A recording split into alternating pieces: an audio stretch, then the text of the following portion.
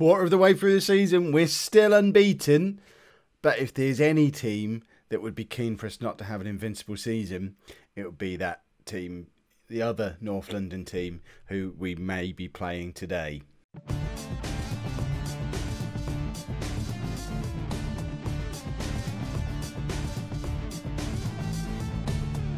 Hello and welcome to Season 22, Episode 4 of Non-League to Legend. I'm Kev, and coming up on today's episode, we're away against Hearts in the Champions League, then at home against Arsenal in the Premier League. Since you were last with me, we've continued our lovely run of no dirty red circles with some good performances in the Premier League, although the away draw against Stoke was a little bit iffy. The good news is Ruben Iribarren has started scoring goals, as has Mario Piero, who is kind of establishing himself as a backup to Oscar, which is not really what I was expecting. He's still apparently not good enough, but I don't know. He seems to be doing okay. We'll continue playing him until he stops looking quite good. But the Premier League table currently looks like this. So 9 games gone. We're 3 points clear of City at the top of the league, but Arsenal very much breathing down our necks. We play them after we play Hearts, and they're going to be very keen to give us our first defeat of the season and close the gap at the top of the league to just 1 point. So it's certainly not job done in the Premier League just yet. But first up, we have Hearts in the Champions League. If you're wondering how Hearts got into the Champions League, they won the Scottish Premiership last season for the first time since 2018-19. So Andrew Hughes, he's currently plays for Posh. There he is, look. There you go. I'm up against a current Posh player in the Champions League. Who'd have thought the two of us would meet up here?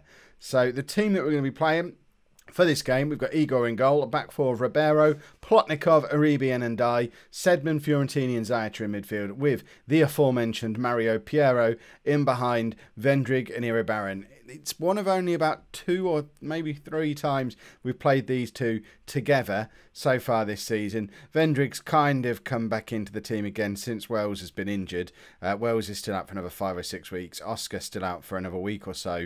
Jesper Eriksson suspended today as well. So we're seeing once again how paper thin the squad is, because the only first team squad player who doesn't make it into the matchday squad is Nathan Gordon, and we call him first team, but he's only turned 18 over the summer, and yeah, he's a long way from being what you consider a proper part of the first team squad. So let's get into the game. We are away against Hearts. It is a team, as reigning Champions League holders, you would expect us to be able to just turn up and absolutely batter them. But they must have something about them to be able to have won the Scottish Premiership last year. It's not as if they've snuck in via the back door. They've got into the Champions League properly. They won their league. We didn't manage to do that. So we need to take them seriously. And obviously, when they took a look at this group, surely we were the team they wanted to beat. They wanted to beat the English team. The English team, who are currently champions of Europe. We couldn't have had a bigger target on our backs. Bearing in mind, we're in a group with Real Madrid as well. This is the game that Hearts want to see us get battered in. So we need to be a little bit wary. Real Madrid they need to watch their backs a little bit, but they have just gone ahead against Zenit and closed the gap on us and Hearts to just 1 point. But they were sat 3 points behind us until they scored that goal. I think that's how groups work. Vendrig, with a chance to run clear, slows down massively and lets the Hearts player get in and make the tackle, which was a weird decision from Michael Vendrig. He's still not, I mean, he might be showing us match fit now, but his brain isn't match fit yet. And we really need him to get up to speed fairly quick. The man who never ages, apart from his hairline, that's a bit iffy. But the man who never ages, World Cup winner Christian Sedman scores an absolute screamer to open the scoring just on the 10-minute mark. We'll have a look at the 3-dimensional version of that goal, but I'm sure you'll agree it was a bit special. And has that gone down as an assist to Michael Vendrig? Because for once, I don't know how much of a deliberate assist that was. If that's come off, it hasn't come off Vendrig's head. It was a defender heading clear. That's all right then. Because if that's where all his assists are coming from, I'm not as impressed with him as I had been previously. Right, I kind of don't want to batter Hearts too much because we don't want to destroy. Mind you, goal difference doesn't come in the groups, does it? So in that case, let's batter them.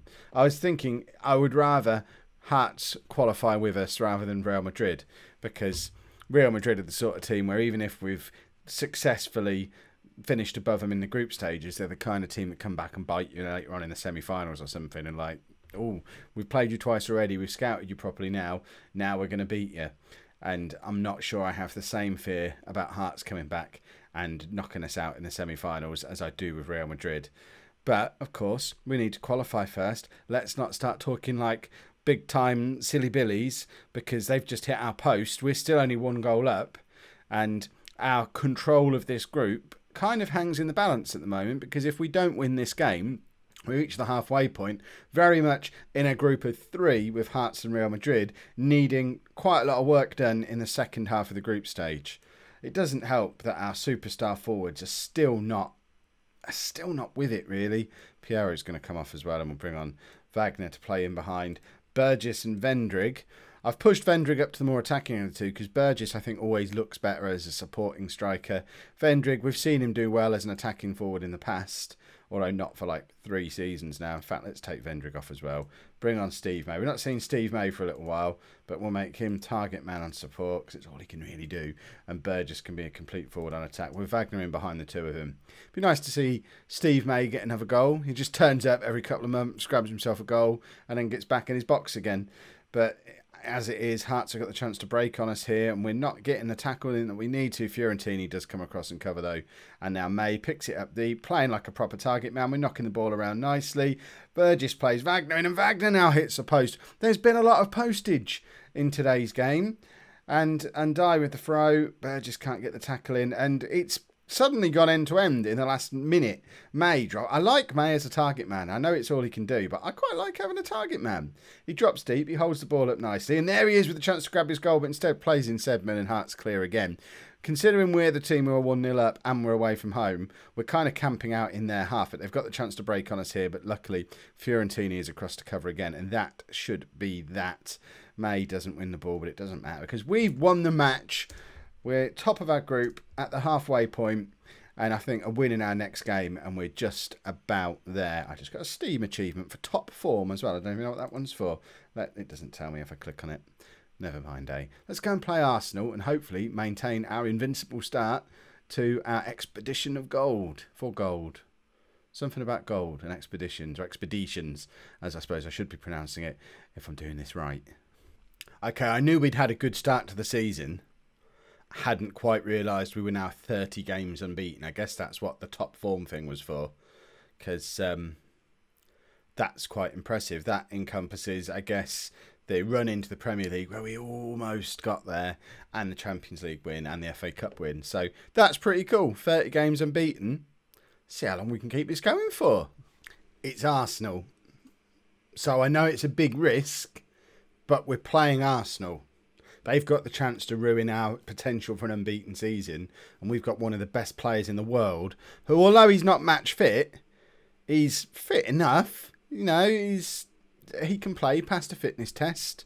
Yes, he's not close to match fit, but they won't be expecting him to be anywhere near this team. And to have the Holy Trinity together for this game, it's the first time they've played together this season. It's quite important. So Oscar does come into the team at the expense of Piero, who drops down to the bench. Medor comes into the midfield, and Eriksson swaps places with Plotnikov, because Plotnikov is suspended for this one. Eriksson was suspended for the last one. Plotnikov has another game of suspension to serve as well. We know Oscar's not fully fit. We don't care. A half-fit Oscar is still going to be one of the best players in the world, surely. Let's get straight. We don't care who's in the Arsenal team. Bunch of nobodies. That's who's in the Arsenal team. Show me their Champions League winners, eh? We need to check the records. They might have won the Champions League, like, within the last 5 seasons or so. I haven't actually checked. Uribe hits the post. Iribarren hits the post. A double poster. Oh, one more of them. We can make a bed. Hey, there you go. There's a 4-poster bed. I mean, there. So if we do one more double, I have to explain it. It stops being hilarious. Fiorentini to Vendrick. Iribarren's in, and although he's scored a couple of goals off camera, you still haven't seen him score yet this season. I've enjoyed it immensely when the camera's not been on. Oscar now getting the chance to do. I mean, the two strikers were ahead of him there. He probably could have done a little bit more with that, but you know, he's playing on. What is wrong with him actually? Is he one-legged? Doesn't say. Don't remember what injury he had. Oh, he had his wrist, didn't he? And wouldn't play in a wrist bandage. Why is he so injured then if all he's done is hurt his hand? He could have been playing in a sling for the last month. Right, Fiorentini beats him. I mean, that's beautiful from Fiorentini. And Vendrick was in there in the highlight, just stopped. We do have to make a decision how long we keep Oscar on the pitch for, because obviously his cardiovascular fitness is ruined by this poorly hand he's got. We are going to take him off. And Iribarren, who just, I mean, he's gone camera shy, and I don't really get it. But we'll bring James Burgess on. I might have Burgess as the more attacking of the two, just because I've never done that combination that way around before, and it would be worth having a look at. So, I mean, I'm happy with a draw from this game. If we can eke out a draw... Oh, we've got a penalty, though. Forget that nonsense. Let's score a penalty, win the game, and dance off into the night. It's Vendrick to take the penalty. I don't know if I've ever seen Vendrick take a penalty before, but it looks like he's capable of doing it. We're 1-0 up in the North London derby. Massive, massive moment. Now I need to decide what to do tactically, because you know I hate to drop down to counter-attacking with less than a 2-goal lead, because it just invites an equaliser. That ref's wearing a stripy shirt. Is that normal? Right, let's make our last substitution. We're going to take Medor off. We'll bring Christian Sedman on. That midfield three, I struggle a little bit with who should be the further one back. I guess Fiorentini. But we do lose a lot going forward by having Fiorentini as a defensive midfield player. That being said, Sedman's got a cracking shot on him, so he's very useful as a box-to-box. Oh, they've hit the post. This close to a bed now. Oh, need to calm down. Do we go counter? No, we're not going to go counter. That's asking for an equaliser if we do that. Wagner, what can he conjure up? He puts Burgess in. Burgess to justify being the attacking one of the two, and he doesn't. It's a save. We've got a corner and 20 seconds left on the clock. I mean, why kick it that far? Just keep it in the corner. Sedman in a game of a tackle. Aribi got the ball in their half and just panicked and had no idea what to do with that. But now he's legged it back into our half and we've got the win. Not only do we lengthen the gap between us and Arsenal, we're now 5 points clear at the top of the Premier League after just 10 games. If we can keep this up, this is going to be the greatest season of Football Manager I've ever been a part of. If you've enjoyed today's episode, please make sure you pop a like on there for me. Subscribe to the channel if you'd like to see more. Don't know why I touched that. Thank you very much for watching.